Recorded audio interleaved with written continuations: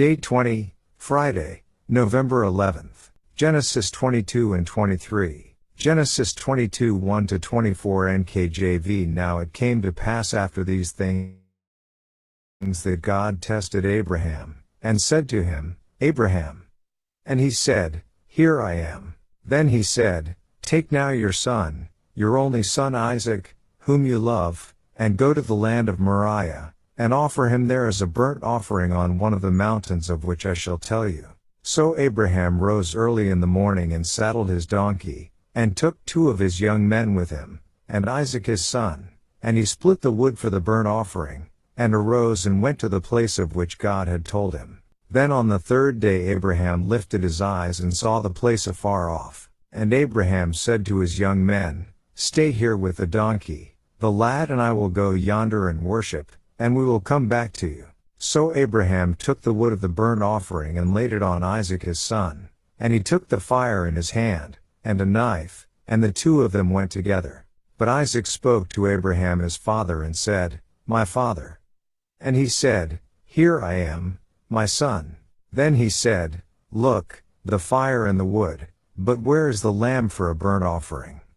And Abraham said, My son, God will provide for himself the lamb for a burnt offering. So the 2 of them went together. Then they came to the place of which God had told him. And Abraham built an altar there and placed the wood in order. And he bound Isaac his son and laid him on the altar, upon the wood. And Abraham stretched out his hand and took the knife to slay his son.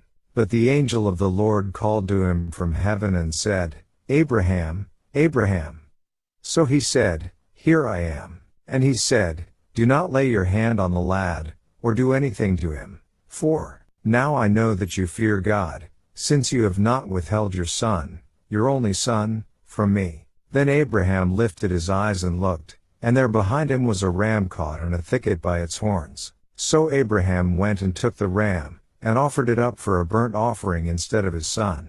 And Abraham called the name of the place, The Lord will provide, as it is said to this day, In the mount of the Lord it shall be provided. Then the angel of the Lord called to Abraham a second time out of heaven, and said, By myself I have sworn, says the Lord, because you have done this thing, and have not withheld your son, your only son, blessing I will bless you, and multiplying I will multiply your descendants as the stars of the heaven and as the sand which is on the seashore, and your descendants shall possess the gate of their enemies. In your seed all the nations of the earth shall be blessed, because you have obeyed my voice. So Abraham returned to his young men, and they rose and went together to Beersheba, and Abraham dwelt at Beersheba. Now it came to pass after these things that it was told Abraham, saying, Indeed Milcah also has borne children to your brother Nahor, Huz his firstborn, Buz his brother, Kemuel the father of Aram,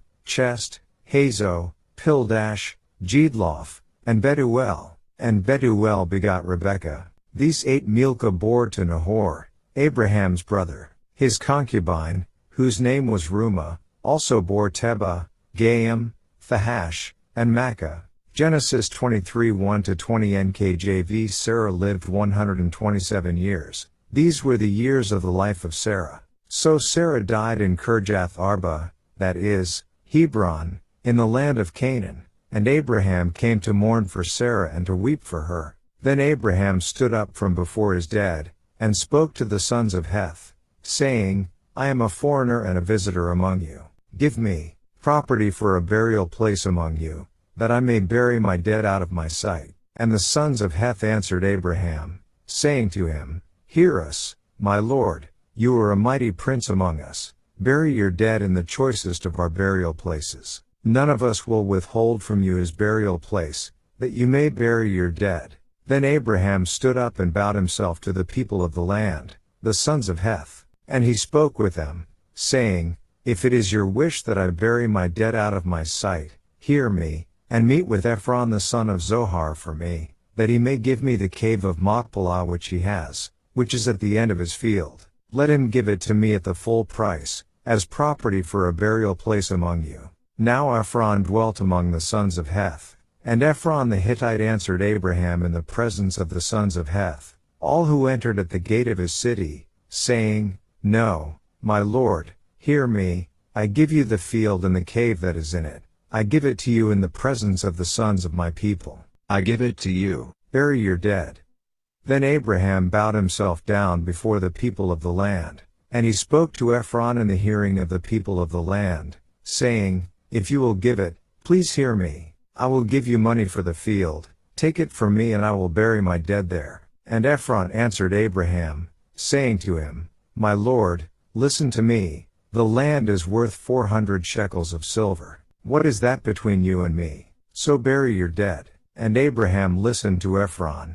And Abraham weighed out the silver for Ephron which he had named in the hearing of the sons of Heth, 400 shekels of silver, currency of the merchants. So the field of Ephron which was in Machpelah, which was before Mamre, the field and the cave which was in it, and all the trees that were in the field, which were within all the surrounding borders, were deeded to Abraham as a possession in the presence of the sons of Heth, before all who went in at the gate of his city. And after this, Abraham buried Sarah his wife in the cave of the field of Machpelah, before Mamre, that is, Hebron, in the land of Canaan. So the field and the cave that is in it were deeded to Abraham by the sons of Heth as property for a burial place. Daily Deep Dive, Genesis 22.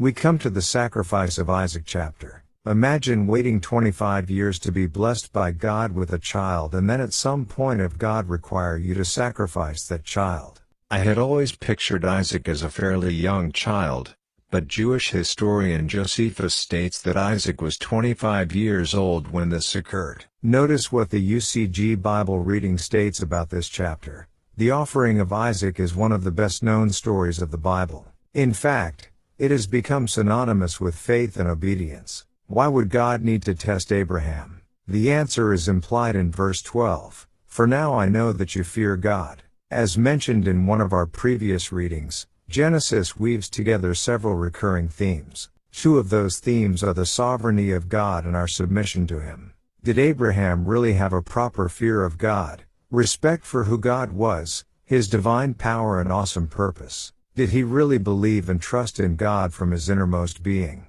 Or was Abraham merely obedient because some instant gratification was in it for him? Would Abraham obey when it appeared greatly to his present disadvantage to do so? Obedience, of and by itself, is not necessarily a sign of love or submission. One can obey out of terror or pursuit of material gain. How would God know? A test was required. What must Abraham have been thinking? He didn't delay to obey. He rose early the next morning, but as he and Isaac journeyed to Moriah his mind was not on the weather. Hebrews 11:17-19 tells us what Abraham was thinking. By faith Abraham, when he was tried, offered up Isaac, and he that had received the promises offered up his only begotten son, of whom it was said, that in Isaac shall thy seed be called, accounting that God was able to raise him up, even from the dead, from whence also he received him in a figure, KJV. Abraham accounted that God was able to raise Isaac from the dead in order to fulfill his promise that Abraham's primary line of descent would be through Isaac, rather than through any of Abraham's other children. The Greek word translated accounting signifies exactly what it appears to mean, to add up. Abraham was adding up the situation as he proceeded to Moriah. He was considering God's promise, God's integrity, God's character, adding up all the facts and coming to the conclusion that God would have to resurrect Isaac. Abraham's faith was being built by a sober consideration of who God was. Abraham's confidence can even be seen in Genesis 22. He tells his servants, "Stay here with the donkey, the lad and I will go yonder and worship, and we will come back to you." Verse 5, that is, he told them that he and Isaac would return. Indeed, Abraham truly believed it. His willingness to put the knife to Isaac's throat proved both his obedience and his faith, while proving also that he had an intelligent faith and a submission to God's sovereignty not based on a pursuit of selfish advantage. But Abraham was not the only one being tested. It seems that Isaac, too, was being tested. Would he submit to his father's apparently crazy intentions? Would he struggle against his father? Isaac's response was simple submission. There is not a hint of resistance given, not a contrary word spoken. Isaac foreshadows the unquestioned obedience and willing submission of Christ to God. Jesus never resisted his Father's will. Though his death would be humiliating and painful in the extreme, Jesus was committed to doing his Father's will. Thy will be done. Matthew 26:39, 42, and Genesis 23, verse 1. Sarah was 90 when she gave birth to Isaac, meaning that she was allowed to be a mother for 37 years of Isaac's life. Verse 6, NKJV states, "You are a mighty prince among us." The Literal Standard Translation, LST, and Young's Literal Translation, YLT, both translates it a prince of God. Others translate it as a great leader, ERV, an important man, Sev. The Hebrew is Elohim Nasi. Elohim is most often, 2,346 times, translated God, but can also be God, in a general sense, 244 times, and occasionally is translated judge, great, mighty, etc. Nasi is most often translated prince, and less often captain, chief, ruler. You'll likely remember from our study of Genesis 1, that Elohim is plural. If we take the most common translations, we would get God's prince or prince of gods. No matter the exact title, it is very clear that Abraham was highly thought of by these individuals, and his connection to the true gods, God the Father and the Word who would later become Jesus Christ, was clearly understood. The UCG Bible reading plan gives much depth into the cultural practice found in this chapter. The transactions recorded in this chapter are insightful for their picturesque detail and cultural accuracy. At one time, various scholars declare the Hittites, descendants of Heth, mentioned in Genesis 10:15, to be fiction because archaeologists and historians could find no trace of them outside the Bible. Thus, in their reasoning, the Bible was also a fiction. But then came revolutionary archaeological finds that conclusively proved the Hittites were not imaginary but instead ruled a large and powerful empire centered in modern-day Turkey but with extensive holdings in Upper Mesopotamia, down the eastern Mediterranean coast and even in Egypt for a time. Much of the archaeological data on the Hittites comes from voluminous cuneiform tablets detailing business transactions. Interestingly, those tablets show that Hittite title deeds to land made particular mention of the number of trees on the property, just as recorded in verse 17, a small detail that provides startling confirmation of the accuracy of the Genesis record. The actions and dialogue recorded between Abraham and the Hittites provide a marvelous picture not only of Abraham's personal comportment but also of the complex rules of approach common to much of Middle Eastern culture. Abraham calls himself a stranger and sojourner when he addresses the council of the sons of Heth. The word translated stranger is ger.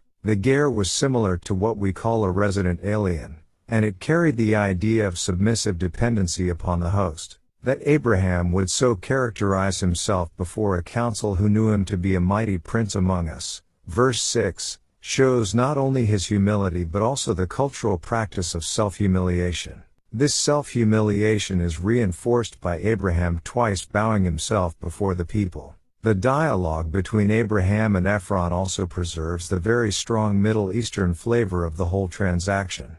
Abraham requested the council of the sons of Heth to intercede for me, as the Hebrew literally says, with Ephron, at once showing deference and submission befitting his status as a ger. Ephron, in fact, was already sitting before Abraham. For verse 10 should be translated, and Ephron sat among the sons of Heth. But to show his deference, Abraham does not directly address him. Now the haggling for a price begins. Although the conversation does not appear to be haggling, it actually is, only it is done in such a way as to cause each party to the negotiation, Abraham and Ephron, to appear to be righteous and generous. Ephron, with great show, implores Abraham to take the land without payment, an offer that he fully expects Abraham to politely refuse. Indeed, according to the culture of the day, Abraham had to refuse. It should be noted here, though, that Abraham had only asked for the cave at the end of Ephron's field. Ephron's response meant that if Abraham wanted the cave, he was going to have to buy the whole field. In reply, Abraham offers to buy the field, but he does not name a price. for to do so would have transgressed proper etiquette by putting Ephron in the awkward position of appearing to put the bite on a mourning man if the price were not to his liking. Ephron then replies, again with an award-winning display of magnanimity, naming as expected a price for the land that was somewhat excessive but characterizing it as an inconsiderable sum. Normally, Abraham's next move would be to generously offer a lower amount, leading Ephron to come down on his price. The haggling would continue until a satisfactory deal was struck. But in this circumstance, Abraham simply pays the first price Ephron names. Perhaps he wanted all to witness that his acquiring of this property was more than fair. No doubt, he wanted the land right away, and that there be no question about ownership. With the negotiations ended, Abraham acquires the property for a burial place. Remarkably, with all that God promised Abraham, this was the only piece of land the Bible records him ever personally owning during his lifetime. End.